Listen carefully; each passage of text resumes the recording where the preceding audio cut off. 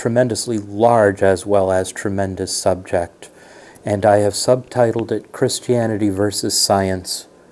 Who knew? That was supposed to be humorous.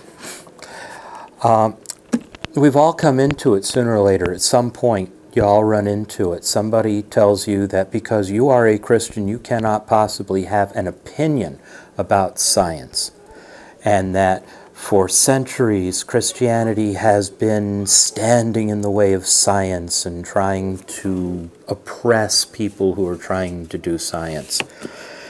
And this has bothered me because I have taken some time over the last 50 years to actually look into the subject, and I was looking into it before I became a Christian, and I wasn't happy with what I was seeing.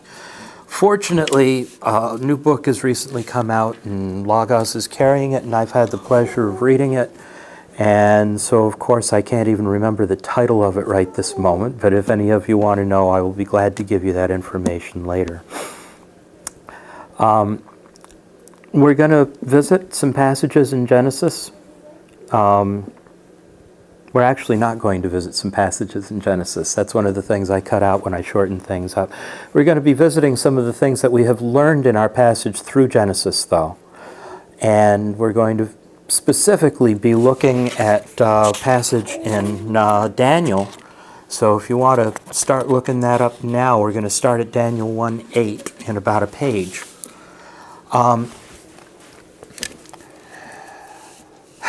We're largely going to be focusing on this problem. We're going to touch on some history, a little bit of religion, some Christianity as a relationship with God rather than as this narrative that's been being built up, and a little bit of the philosophies which over the centuries have resulted in the building up of science as a formal institution.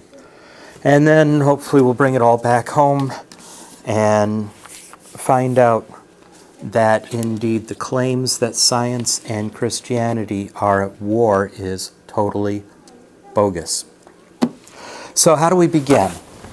I could try something clever and subtle and try to make a connection between the subject and our soldiers because tomorrow's Memorial Day, like maybe mentioning that the developer of the nomogram, which is heavily used in science, was actually a soldier, but you know, that's probably not going to wash with anybody.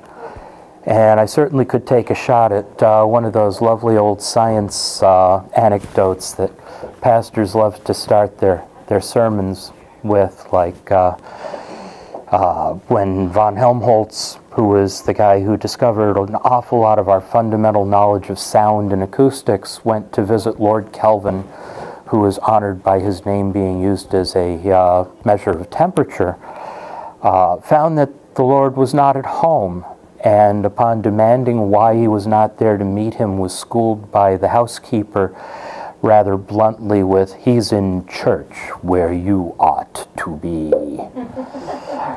But no, I'm not going to do that either. Instead, let's just drive into what makes science science. And there is actually a solid definition of what makes science science. We attribute it to Isaac Newton.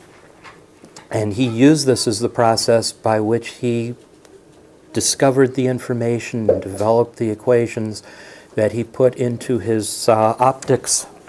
That's the title of the book, is Optics, and also his Principia and his General Scholia. It's called the scientific method. Without the scientific method, you do not have a formal institutionalized system of science. So when I'm saying science here, we're going to be talking about two different aspects of science. One of them is just studying nature, and that's gone on for centuries. We know the Greeks did it. We have their books. They didn't have their books for a long time. We're going to look at specifically scientific method, and we do know that one Greek philosopher before the birth of Christ, developed this process and actually said, this is something I ought to use in studying this particular subject. But he never did. And even though he told the other Greek philosophers about it, they never used it either. So as far as we're concerned, this is Newton who came up with this. And the process is simple. You start by formulating a question. You come up with something that you need to know more about. It could be anything. And you come up with a guess as to why it works that way, which they call a hypothesis. You predict what the outcome of a test would be, and you try to design the test so that it is a yes, no, prove or disprove of the thing that you're trying to test. And then you apply the test and you analyze the results. And the results either tell you that, yeah, you're on the money and you can continue on in that direction, or they tell you you're all messed up and you need to abandon this approach and go on and do something else. That is about as dry a presentation as I could possibly manage, for which I apologize. But I have an alternative. Let's take a look at Daniel 1, and we'll start at 1:8. And I will read it from the NET Bible. I particularly like the NET Bible because they take the trouble to tell you why they translate things the way that they do. All right, it starts. But Daniel made up his mind that he would not defile himself with the royal delicacies or the royal wine. All right, quick moment of background. Everybody knows who Daniel is. Okay, Daniel was one of the Hebrews who was carried off into Babylon in captivity after a long string of kings in Israel kept going more and more against God. And he told them right off, you do this and you're going to get dragged off into captivity. And they did it and they got dragged off into captivity. He and a large number of people were taken off by the Babylonians, and they were separated out from the rest of them because this is what the Babylonians did, and they were set aside to be trained to be officials for the Babylonian Empire over their people. And as it happens, Daniel and his 3 friends all ended up together. And they ended up not just together, but the overseer of all these men had assigned a specific warden to oversee just the 4 of them. Well, the first thing that they were supposed to do is they were supposed to start getting fattened up on the king's special food, which no doubt was dedicated to idols. Daniel decided he was not going to defile himself and his 3 friends with him by eating this food that had been dedicated to idols that the king had set aside for these captives to be fattened up on so that they would be nice, well, rich and, prosperous-looking overseers. So, he asked the overseers, and we're back in Scripture now, he therefore asked the overseer of the court officials for permission not to defile himself. Then God made the overseer of the court officials sympathetic to Daniel, but he responded to Daniel, I fear my master the king. He's the one who decided your food and drink. What would happen if he saw that you looked malnourished in comparison to the other young men of your age? Well, if that happened, you would endanger my life with the king. So, Daniel then spoke to the warden, whom the overseer of the court officials had appointed over Daniel, Hananiah, Mishael, and Azariah. Please test your servants for 10 days by providing us with some vegetables to eat and water to drink. Then compare our appearance with that of the young men who are eating the royal delicacies. Deal with us in light of what you see. So the warden agreed to their proposal and tested them for 10 days. At the end of the 10 days, their appearance was better and their bodies were healthier than all the young men who had been eating the royal delicacies. So the warden removed the delicacies and the wine from their diet and gave them a diet of vegetables and water instead.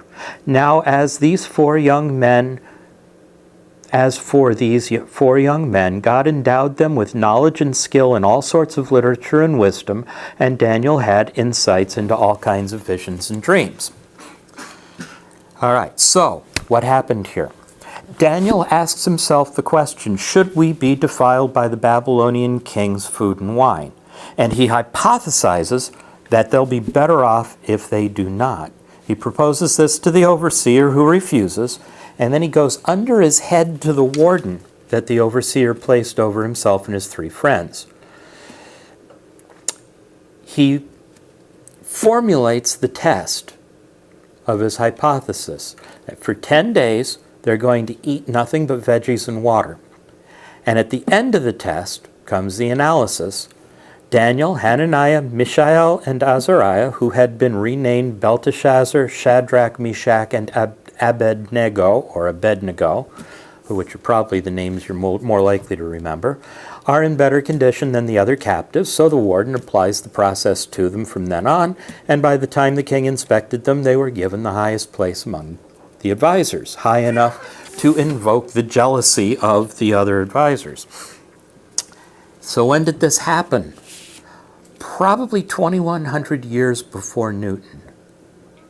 Okay?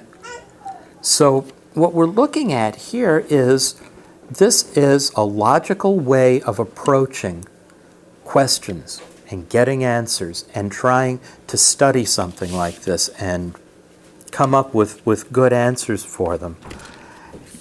It wasn't new with Newton, but if I told you that Newton was a Christian, would you be surprised? He was a Christian, okay? Many of the natural philosophers of the 15th, 16th, and 17th centuries were Christians. Very few were not, okay? But if you asked this of the majority of people attending colleges, going for higher degrees in the sciences, they would be astonished, because they are taught in their science classes a cut-down version of the history of these discoveries, and never once is it mentioned that Newton was a Christian. Why? Well, we'll get to that. The common creed among academics is that religion, and especially Christianity, is the enemy of science. And they're truly amazed when a Christian openly admits his belief when taking a course in science. I tell you that from personal experience. In fact, it has been common knowledge since 1800 or so, since the 1800s, that Christianity has always been the enemy of science. And that, to quote Andrew Dixon White's A History of Warfare of Science with Theology, in all modern history, interference with science in the supposed interests of religion, no matter how conscientious such interference has been, has resulted in the direst of evils, both to religion and to science. But has this always been so? And no, it has not. In the late 19th century, a group of scientists gathered under the leadership of a man named Thomas Huxley with the intention to, and this is a quote, overthrow the cultural dominance of Christianity and secularize society, replacing the Christian worldview with scientific naturalism, i.e., nature alone, no God. They understood that they were replacing one religion with another. They went so far as to call it the church scientific. Huxley himself went so far as to call all of his lectures lay sermons. Back then, they made no bones about the fact that they were trying to drive Christianity out of science and replace it with a secular religion. Nowadays, you ask the people that are following in their footsteps, they're unaware of what they're doing. They'll swear to you up and down, there is no such thing as secular humanism, and what we're teaching is not a religion. But their founders knew differently. In the last 50 years, unreported to much of anyone outside of a small group of science historians, a counter-movement has begun to uncover this action and set the record straight.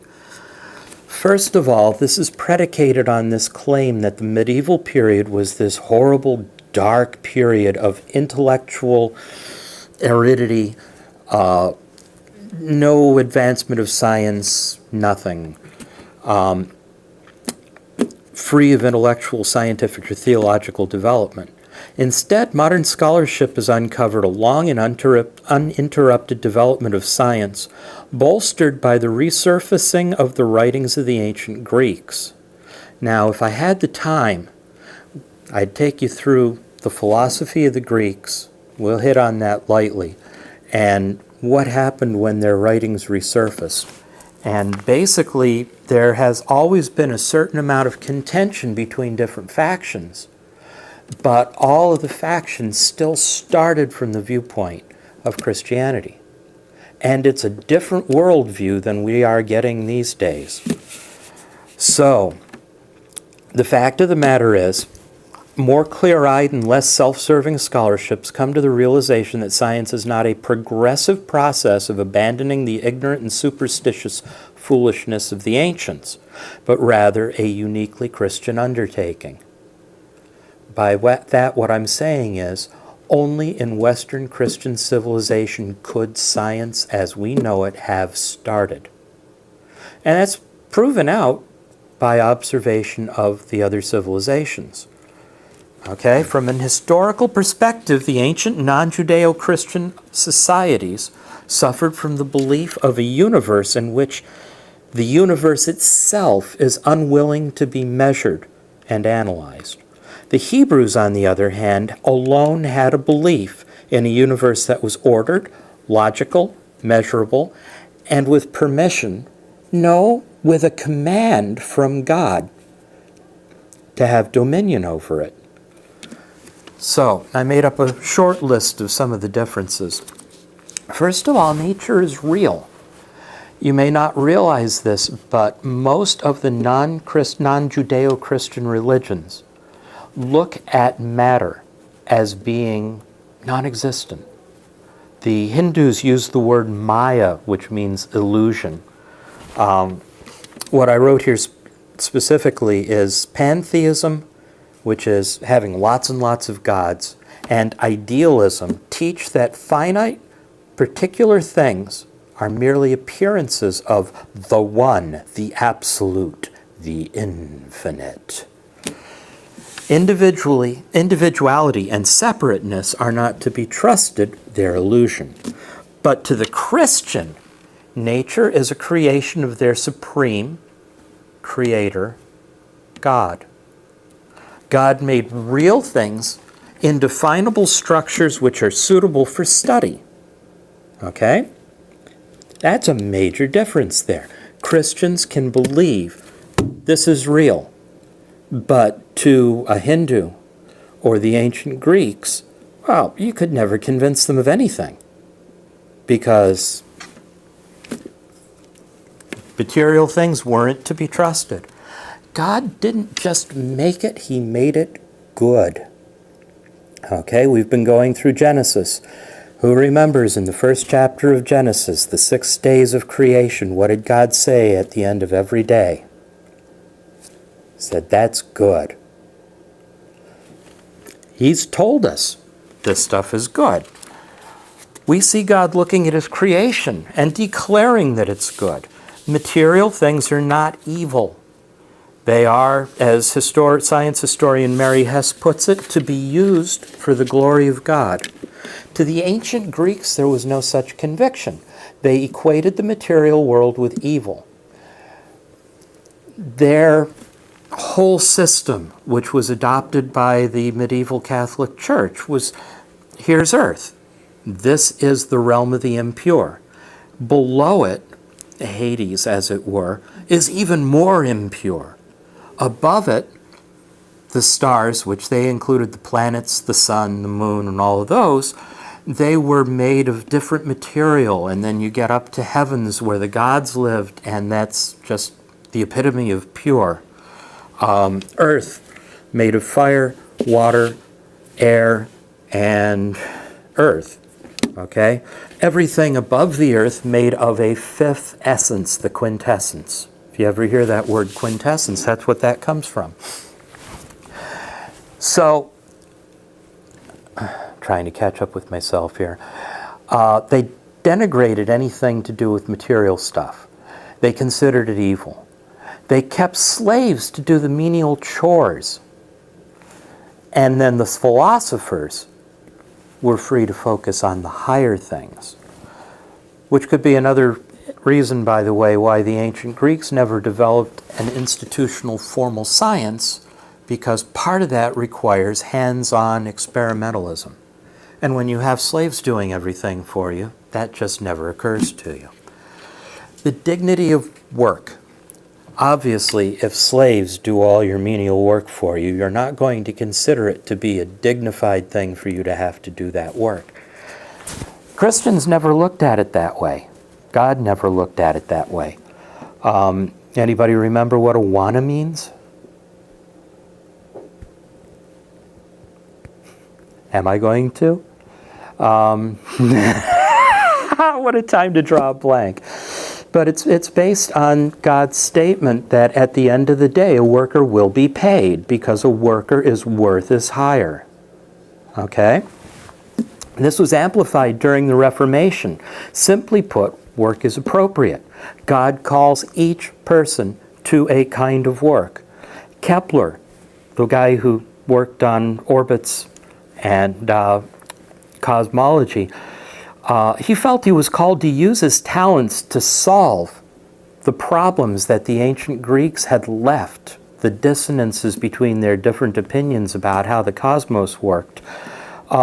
Writing in his notebooks, because scientists keep notebooks, let me tell you, he breaks into spontaneous prayers, often of praise for God, because what he's seeing is just so fantastically wonderful, and he knows it was created by God.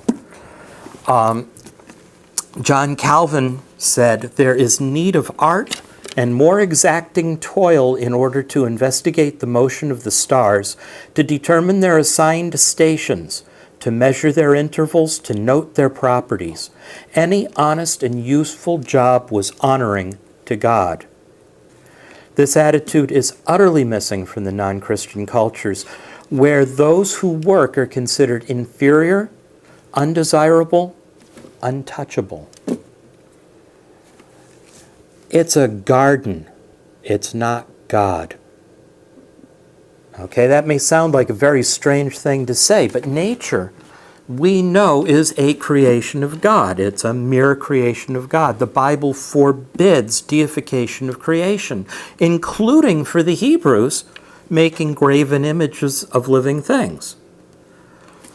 Pagan religions, on the other hand, are typically animist or pantheist. Now, pantheist means you have a bunch of various gods, and they're in charge of everything, and their opinions are always different, and they're capricious. That's the best word for them.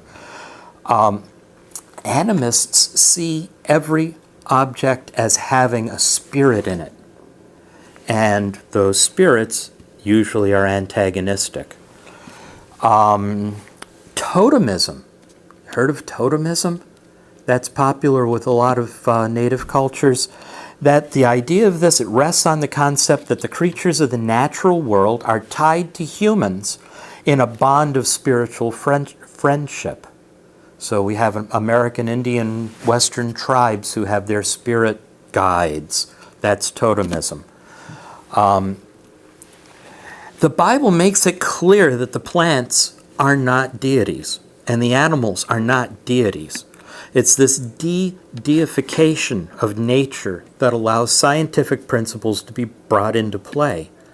Can you imagine facing a wrathful demigod who's really upset because you burned part of his tree to find out what's in smoke? Yeah, that's just not very conducive to experimental science. We have a rational God. We have a single transcendent creator whose handiwork is a unified, coherent universe. With one single steadfast creator, says historian Thomas Durr, we have a nature that is desacralized, stripped of its arbitrary, unpredictable, and doubtless terrifying aspects. I don't know if you've ever heard a missionary from Africa or from Papua New Guinea or some place like that talking about the life that these people live with everything having evil spirits in it and all the things they have to go through to try to ameliorate things with these spirits, and how if they fail to touch all the bases, then bad things happen to them. It's a terrifying world out there. Against this, paganism teaches a multitude of close-up and personal gods against the single creator God. They're ambiguous, they're capricious, and they're alive in all the objects of the natural world. What a thing that is to have to live with. We have law. The concepts of laws of nature arose in the Western world precisely because God is reliable. This is admitted to be a notable departure from all other civilizations and philosophies. Pagans are not likely to develop the conviction that all natural occurrences are lawful and intelligible, so why would they study them? When you live in that kind of a realm, something like experimental science just can't happen. Nobody would ever think to do it. It would be unthinkable. Incidentally, Descartes, the guy who's responsible for Cartesian coordinates, and that logical thing that includes, I think, therefore I am, he said, mathematical laws sought by science were legislated by God in the same manner that a king ordains laws in his realm. Yes, Descartes was another Christian. Like I said, when you start to scratch the surface, you find out more of these scientists were Christians and believed Christianity than did not. As you can probably guess, I could go on for hours, but I don't have the time.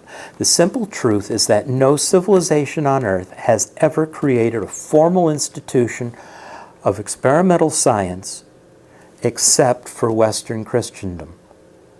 And what we have now for science is there because those men were Christians and felt at liberty to pursue experimental science and pass it on.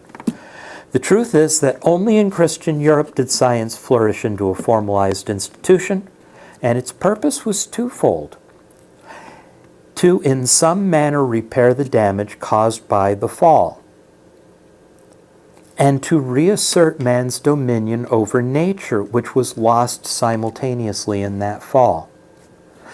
The only explanation for science versus Christianity claim is an open and continuous attack from secularists, which over the years has become a tradition without understanding on the part of those who are still engaging in it.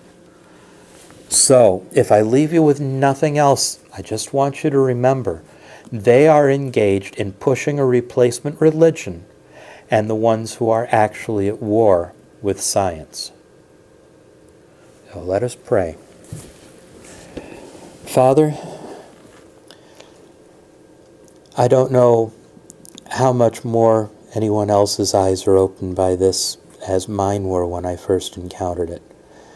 But we recognize that we are at war, that Satan has recruited a sizable portion of those people who claim to be scientists and have pitched them as an enemy encampment against the rest of science, which recognizes your supremacy, your logic, and your rational creation, and recognize that without that we would not be able to have the science that we have. Lord, I ask your blessings on the people who are trying to undo this, that you would strengthen them and help them to say what you would have them say, the Ken Hams, if you will, of this world. And Lord, watch over those who are studying science, and we pray that you'll find ways to help them come to understand where their universe really comes from and why it is that they're free to study it, and that they'll understand that the work that they're engaged in should be engaged in for the betterment of their fellow man, yes, but also for the glory of God, because without you, they wouldn't have it. We ask this in the name of your Son, Jesus Christ. Amen.